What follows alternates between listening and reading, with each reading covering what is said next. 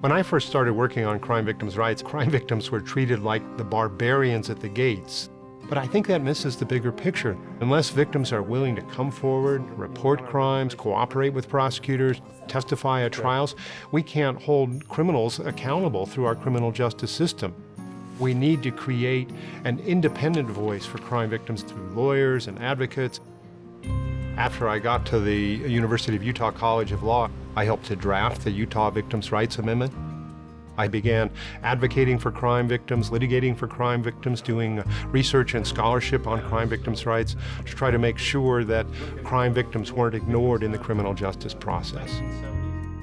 As a litigator, I tried to look for what I would call precedent-setting cases where the ruling in that case would make a difference not just for an individual victim, but for hundreds or thousands of victims that might follow. Amy's losses come from a vast, faceless, anonymous crowd of thousands of people. I was fortunate enough to be able to represent Amy, who was trying to get restitution in some child pornography cases. For the first time in the U.S. Supreme Court's history, we had a three-sided argument. We had the prosecutor, we had the defense attorney, and we had me arguing on behalf of a crime victim to make sure that victims in these kinds of cases would get appropriate restitution. And I think that's the way you get justice done in this country. I've seen so many people whose lives have been completely changed by the result of a crime and as the result of the way they're treated in the criminal justice process.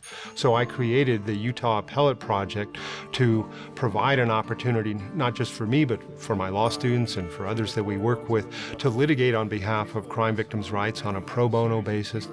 He's influenced thousands of students, thousands of lawyers who are now practicing, who, even if they aren't victims' rights attorneys, they understand the importance of victims in the criminal justice system. Heidi Nestel now runs the Utah Crime Victims Legal Clinic, which is one of the premier clinics in the country. We may not be able to completely prevent all crimes, but we can certainly shape the way that we respond to crimes once they're committed by making sure that victims are treated fairly in our criminal justice process.